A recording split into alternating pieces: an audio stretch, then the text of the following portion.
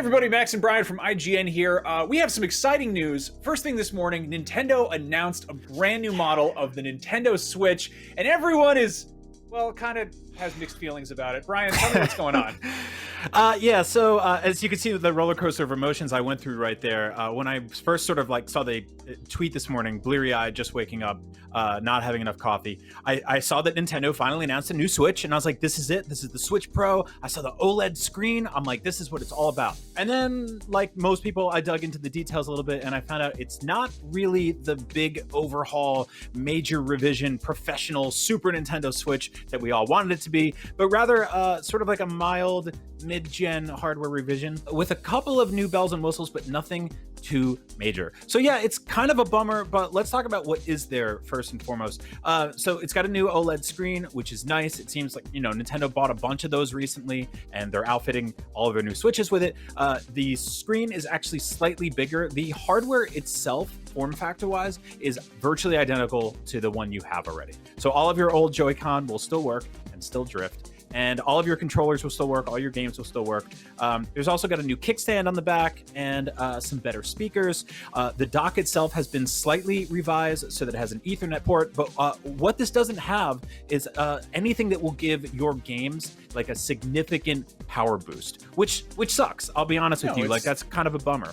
It's pretty strictly cosmetic. I'm personally really annoyed about the whole, I wish they would just be like, hey, we've got new Joy-Cons that don't drift. I'd be like, hey, sign me up for those. Right. One thing that's worth pointing out is the Ethernet port could make it easier for cloud gaming. We've seen some third-party games show up on Switch that are, the kind of stuff you see on PS4 and Xbox One, but they're streaming to Switch because it's not as powerful. And I feel like a hardwired connection would probably, lend some power to that. Yeah, no pun intended. I'm totally with you on that. It's also like, if to get into like the sort of disappointing aspect of it, the Nintendo Switch hardware as it currently exists is pretty old in terms of the modern tech that we're used to playing with. It's not exactly, when people were saying like the Nintendo Wii is two GameCubes duct taped together, but it's not really the most powerful thing out there. That largely hasn't been a big problem for a lot of Nintendo first party stuff, but over the last few years, we have seen stuff like Hyrule Warriors and Link's Awakening, two big flagship first-party Zelda games, one of the most iconic characters in video game history. They're just not running very well there. Like there's frame rate choppiness. It's kind of inconsistent, and so like this would have helped a lot. And it's also, we had just gotten some new footage and new details on Breath of the Wild 2 just a few weeks ago at E3. That's the kind of game I would have loved to play at 60 frames per second. That said, this thing's going to be $350. It's out the same day as Metroid, which is October 8th. So that's kind of cool.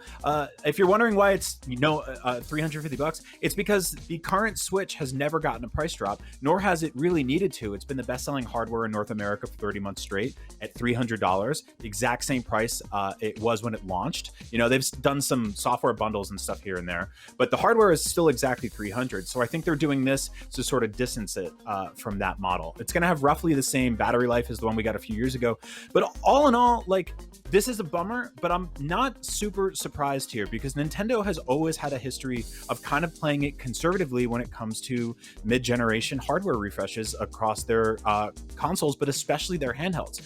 We saw most recently the Nintendo 3DS a couple years ago got the new Nintendo 3DS moniker, continuing their tradition of having vaguely confusing titles for their systems. And that got a few exclusive games to it because it did add a little bit of power increase.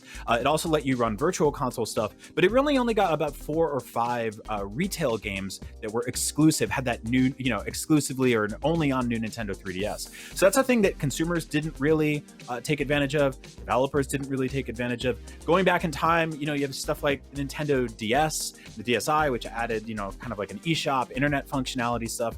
You can go all the way back to the Game Boy Color, which I would say was like one of their more significant sort of hardware divisions there. But even that almost felt like a new handheld entirely. That was a new system. I had a Game Boy Pocket, which sucked when Game Boy Color came out because those big sort of they've got the little butt on the back for the cartridges. You try to jam them in there, that just didn't work. So yep. I mean, it's interesting. I feel like everyone's looking at the new Nintendo 3DS or kind of on the other side, PS4 Pro or the Xbox.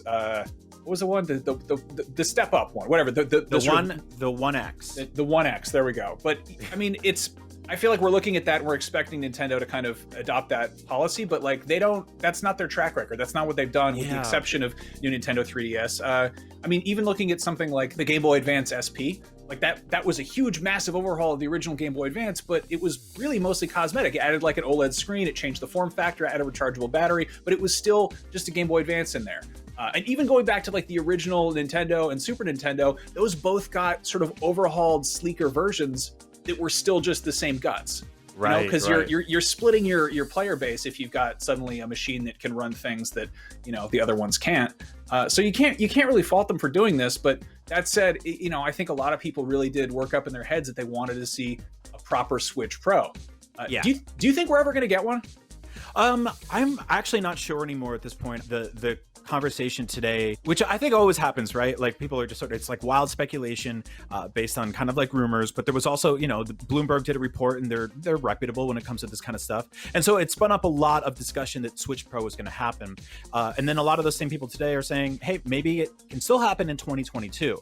This does feel like kind of like a half step thing. A few years ago, they put out the red box Nintendo Switch. There wasn't really a ton of fanfare about it, but it did add slightly, or actually doubled the battery life. And I traded mine in and got that, and it was great. Went on a bunch of trips that year, back in the olden times when I did that more often, and it was a good time. And so I think that's what this is going to be. Like, I don't know if this should be, if you already own a Switch and you're happy with it, and you don't play a lot of stuff in handheld mode, because most of the additions here are specifically speaking to people who play in handheld mode, then I would say you can skip this. But if you wanted a slightly bigger screen with slightly better visual fidelity, sure, jump in. But if you really, really, really want a new, more powerful Nintendo Switch, I say hold out, because they'll either do one next year or not at all. And with the Switch 2 or whatever they do after this, will be that system that gets that power bump. For now, this is definitely a little bit of a bummer. I kind of understand why they did it, but also, it's not wrong to have hoped for more.